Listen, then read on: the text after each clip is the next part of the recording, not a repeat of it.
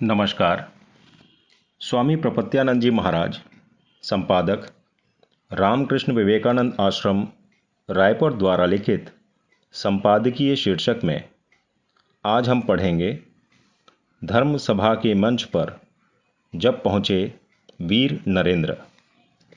धर्मभूमि और पुण्यभूमि भारत की अस्मिता जब विश्व के मंच पर धूमिल हो रही थी, जब वर्षों की परातंत्रता ने भारतवासियों के आत्मगौरव और स्वाभिमान को नष्ट प्राय कर दिया था, जब तथाकथित तत्कालीन भारतीय शिक्षित लोग भी अंग्रेजों की श्लाघा और उनके धर्म में ही अपनी अस्मिता का भान करने लगे थे, जब इन विषम परिस्थितियों ने भारत माता को निराश और हताश सा कर दिया था, तब वीर प्रसविनी भारतांबा ने एक वीर पुत्र को शिकागो के धर्म सभा में भेजकर उन लोगों की भारत के प्रति भ्रांति और उनका अहंकार तोड़कर उन्हें सन्मार्ग प्रदर्शित किया।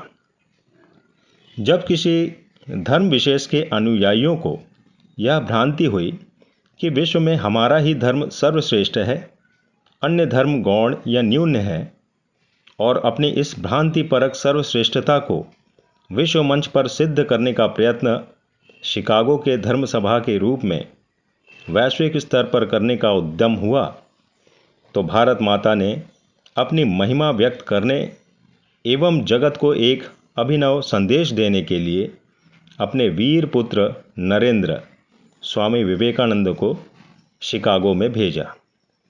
विश्व के इतिहास में यह एक विलक्षण घटना थी कि जिसे आमंत्रित नहीं किया गया वह उस विशाल सभा में प्रतिभागी बना और उस सभा का सिरमौर बन गया।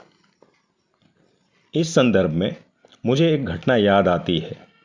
जब जनकपुर में धनुष यज्ञ हो रहा था, तब श्री राम लक्ष्मण भी बिना निमंत्रण के ही गुरु जी के साथ गए थे और श्री राम धनुष भंग कर सभा शिरोमणि हो गए थे। श्री राम के धनुष भंग से उत्पन्न परिस्थिति का दृश्य गोस्वामी तुलसीदास जी ने श्री रामचरितमानस में इस प्रकार वर्णन किया है।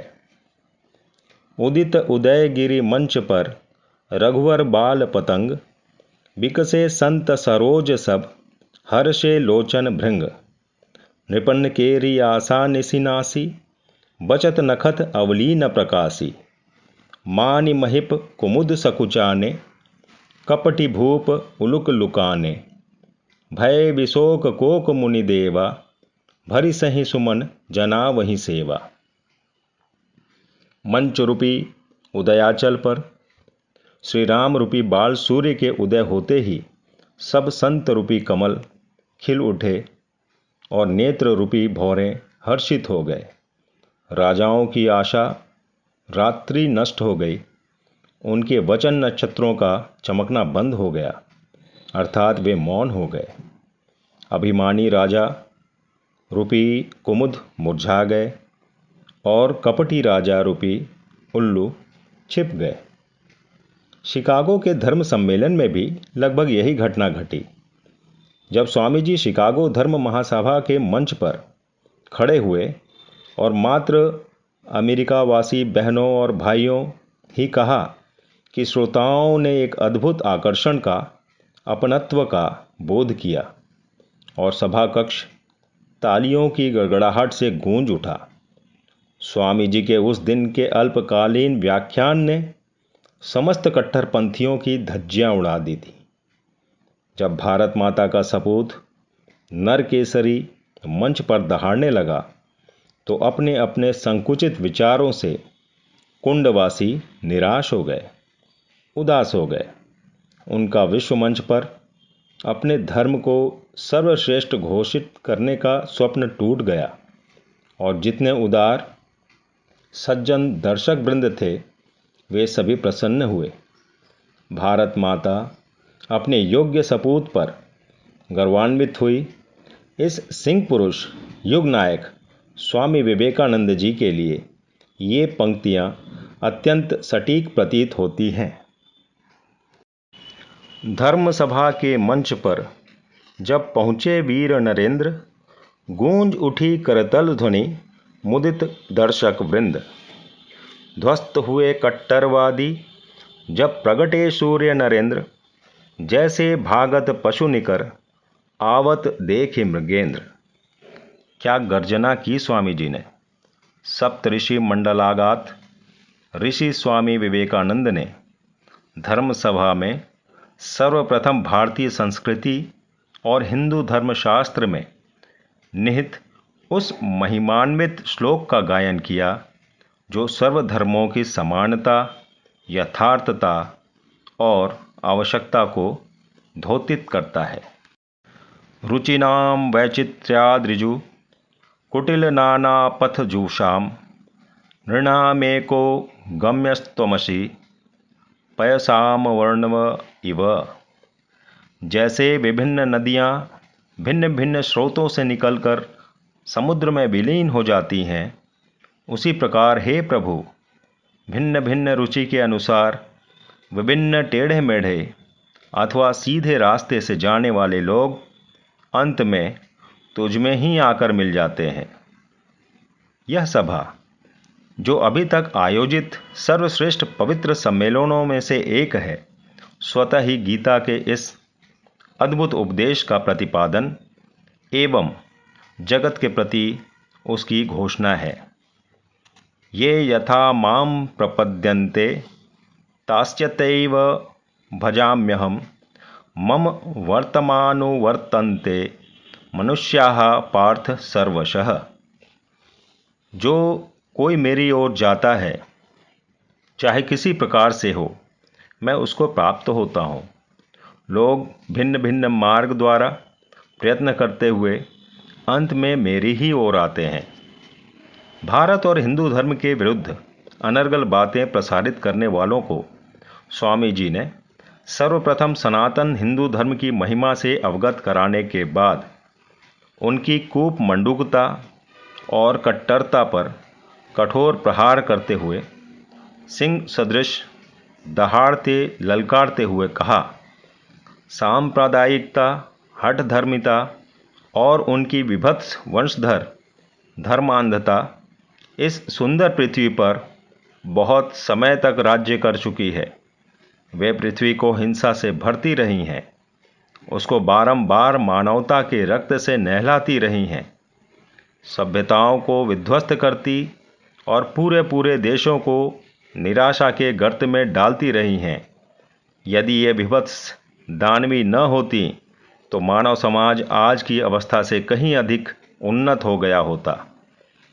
पर अब उनका समय आ गया है और मैं आंतरिक रूप से आशा करता हूँ कि आज सुबह इस सभा के सम्मान में जो घंटा ध्वनि हुई है, वह समस्त धर्मांधता का तलवार या लेखनी के द्वारा होने वाले सभी उत्पीड़नों का तथा एक ही लक्ष्य की ओर अग्रसर होने वाले मानवों की पारस्परिक कटुताओं का मृत्यु निनाद सिद्ध हो।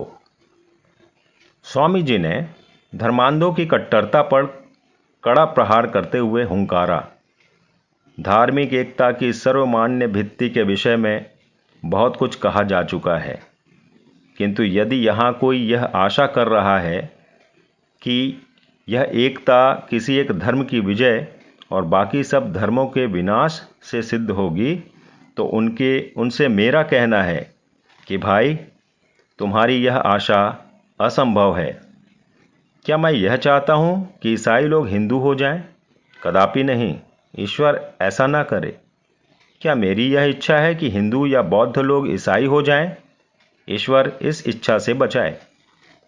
बीज भूमि में बो दिया गया और मिट्टी, वायु और जल उसके चारों ओर रख दिए गए, तो क्या वह बीज मिट्टी हो जाता है अथवा वायु या जल बन जाता है? नहीं, वह तो वृक्ष ही होता है। वह अपनी वृद्धि के नियम से ही बढ़ता है। वायु, जल और मिट्टी को अपने में पचाकर उनको उद्भिज पदार्थों में परिवर्तित करके एक वृक्ष हो जाता है। ऐसा ही धर्म के संबंध में भी है। ईसाई को हिंदू या बौद्ध नहीं हो जाना चाहिए और ना ही हिंदू अथवा बौद्ध को ईसाई ही, पर हाँ, प्रत्येक को चाहिए कि वह दूसरों के सार भाग को आत्मसात करके पुष्टि लाभ करे और अपने वैशिष्ट्य की रक्षा करते हुए अपने निजी वृद्धि के नियम के अनुसार वृद्धि को प्राप्त हो। धर्म सभा के अंतिम दिन इस नरेंद्र केसरी ने सभा मंच पर गर्जन किया। इस धर्म महासभा ने जगत के समक्ष यदि कुछ प्रदर्शित किया है तो वह यह है, उसने यह सिद्ध कर दिया है कि शुद्धता, पवित्रता और दयाशीलता किसी संप्रदाय विशेष की एकांतिक संपत्ति नहीं है, एवं प्रत्येक धर्म ने श्रेष्ठ एवं अतिशय उन्नत चरित्र स्त्री पुरुषों को जन्म दिया है। अब इन प्रत्यक्ष प्रमाणों के बावजूद भी यदि कोई ऐसा स्वप्न देखे कि अन्यान्य सारे धर्म नष्ट हो जाएंगे और केवल उसका धर्म ही जीवित रहेगा, तो उस पर मैं अपने हृदय के अंतस्थल से दया करता हूँ और उसे स्पष्ट बतलाए देता हूँ कि शीघ्र ही सारे प्रतिरोधों के बावजूद प्रत्येक धर्म की पताका पर यह लिखा होगा, सहायता करो, लड़ो मत, पर भाव ग्रहण, पर भाव विनाश नहीं, समन्वय और शांति, मतभेद और कलह नहीं। तो यह थी नरकेसरी विवेकानंद की दहाड़। आज के लिए बस इतना ही। जय श्री राम कृष्ण।